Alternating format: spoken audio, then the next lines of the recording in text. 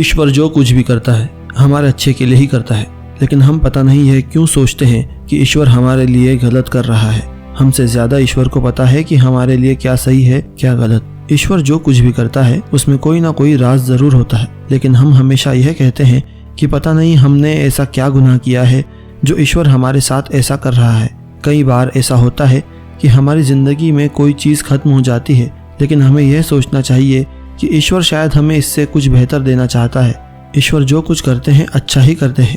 इस बात को समझाने के लिए मैं आपको एक कहानी सुनाने जा रहा हूँ। आशा है इससे आपको समझ आ जाएगा कि ईश्वर जो कुछ भी करते हैं हमारे अच्छे के लिए ही करते हैं। दोस्तों, अगर आप हमारे चैनल पर नए आए हो तो चैनल को लाइक और सब्सक्राइब कर देना। तो चलिए आगे बढ़ते हैं। उत्तरी भारत के एक गांव में एक बुजुर्ग फकीर रहते थे। गांव के लोग अक्सर उनसे सलाह लेने जाते थे। उस गांव में अचानक एक बीमारी फैल गई और गांव के सारे मुर्गे मुर्गियां और चूजे मर गए।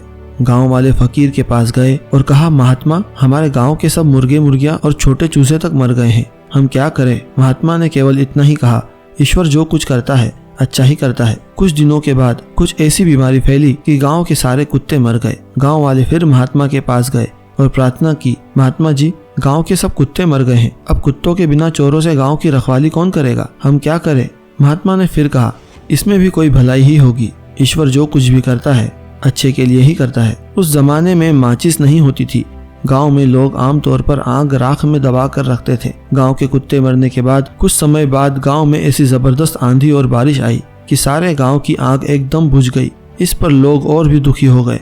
लोगों ने महात्मा के पास जाकर कहा, महात्मा, अब तो सारे गांव की आग भी बुझ गई है, क्या किया जाए? महात्मा ने फिर कहा, यह तो ईश्वर की और भी दया है। लोगों ने महात्मा से पूछा, महात्मा, इसमें दया वाली कौन सी बात है, जबकि हमारे पास भोजन बनाने के लिए भी आग नहीं है?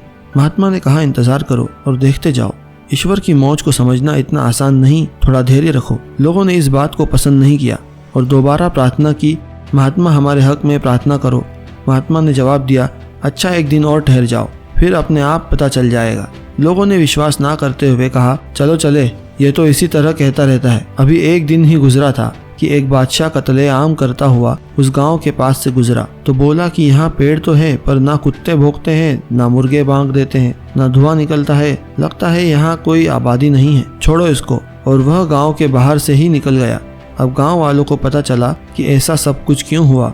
वे महात्मा के पास गए और सच्चे दिल से उनका शुक्रिया अदा किया। महात्मा ने कहा, भाइयों, शुक्र है कि आप सब कुशल हैं। जिन पर ईश्वर की कृपा हो उनका कुछ बुरा नहीं हो सकता। इसीलिए कहते हैं कि महात्माओं की हर बात में कोई ना कोई राज होता है। जो ईश्वर का हुक्म माने वही असली सेवक है। देखा दोस्तों आपने, ईश्वर जो कुछ भी करता है हमारे अच्छे के लिए ही करता है। दोस्तों, सच्ची श्रद्धा से कमेंट में नमो बुद्धाय जरूर लिखिए। अगर आप इस कहानी को और भी लोगों तक पहुंचाना चाहते हो तो इस वीडियो को लाइक और शेयर करें ताकि YouTube भी इसे और लोगों तक पहुंचाए। अगर कहानी अच्छी लगी हो तो हमारे चैनल को सब्सक्राइब जरूर करिए। और हाँ, आपके कोई भी सवाल है तो आप कमेंट में पूछ सकते हैं। अगर कोई सवाल नहीं है तो आप कमेंट में नमो बुद्धाय लिखना ना भूले, क्योंकि आपकी कमेंट से हमें वीडियो बनाने का मोटिवेशन मिलता है। मिलता हूँ मैं अगली बार इसी तरह की कहानी के साथ। धन्यवाद।